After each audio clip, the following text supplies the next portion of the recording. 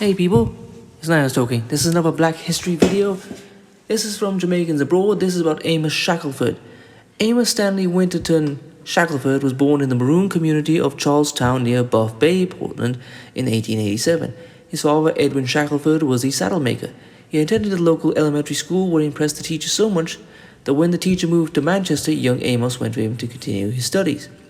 In 1903, he got a job with the government railway starting at 15 shillings a week. By 1912, he had worked as an agent at various stations across the island as well, earning 45 shillings a week. When jobs on the Nigerian railway were advertised in Jamaica, he took the opportunity offered and left for West Africa in 1913. His interest in Nigeria certainly stemmed partly from his Maroon background and partly from the influence of Marcus Garvey's early activities in Jamaica. He returned briefly to Jamaica in 1917 at the end of his contract, when this photograph of him with his father and one of his 5 brothers was probably taken. His mother had died in 1914 and his father died in 1919 at the age of 73. He returned to Lagos early in 1918. As head clerk at the Nigerian-owned lumber company S. Thomas & Co., he had made contacts with members of the small West Indian community in Nigeria, especially the family of the Reverend E.R. Ricketts, a Jamaican Baptist missionary who had died in 1908. Shackleford married Ricketts' daughter, Catherine, in an African ceremony in 1921-2. The couple had 6 children, but 3 died in infancy. 2 sons later came to school in Jamaica. About that time, Shackleford, with his wife's help, went into business on his own, setting up a bakery on a small domestic scale. This business flourished, and Shackleford introduced new production and marketing methods. The business expanded to other Nigerian towns in the 1930s into the Gold Coast. He became known as the Bread King and bred as Shackleford. He eventually sold out and retired in 1950. He was also involved in transport and gas retailing businesses and the importation of Jamaican rum. He was an important pioneering industrialist and entrepreneur. He integrated himself into many aspects of Nigerian life. He was a member of Christ Church Lagos and an organist there. He played cricket and supported the Cricket Association. Most importantly, he played a significant role in the Nigerian politics of his day. In 1920, he was founder and president of the UNI branch in Lagos, but apparently concentrating on social programs, not promoting Marcus Garvey's program for political independence. A little later, in 1923, he was a founding member of Herbert Macaulay's Nigerian National Democratic Party and served on the Lagos Town Council from 1929 to 1938. From 1946 until his death, he was president of the NNDP, which had, however, by then little political influence. He continued to give moral and financial support to Nigeria's campaign for independence.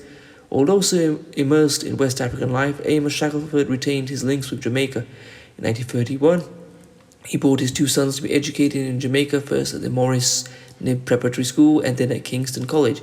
In January 1832, he married in an Anglican church ceremony Gwendolyn James, the sister of Dr. Carl Wilson James and Mrs. Layla James Tomlinson.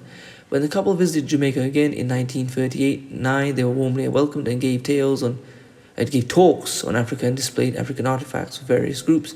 At some point, either them or after the Second World War, they purchased a house and property known as Shalimar on the corner of Old Hope Road and Retreat Avenue. This was their Jamaican home well into the 50s. Amos Shackleford died in Accra, Gold Coast on the last day of 1954. And this is obviously... Well, anyway.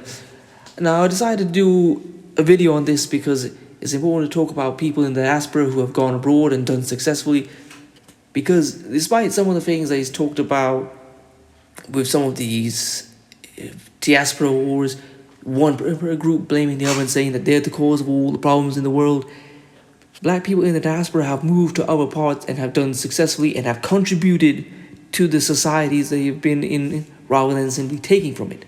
And Amos Shackleford became a successful businessman and contributed a lot to Nigeria of his day by setting up his bread business and other businesses.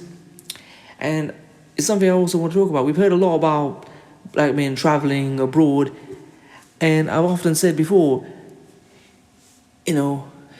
there should be a lot more intra-Black political travel, because you hear a lot of this talk about going to places like the Dominican Republic or Brazil, but there's lots of places within the Black world that could do with more interaction. So Black men and women traveling to Brazil, Colombia, Haiti, Jamaica, West Africa, to make connections, build businesses.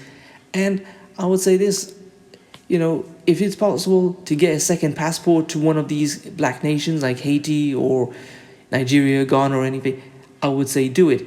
And I would not say move there permanently, because I believe that making a permanent stop there is not wise, but I do believe it's important to make connections.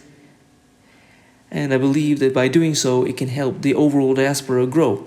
So anyway, please comment, rate, share, and subscribe. Peace.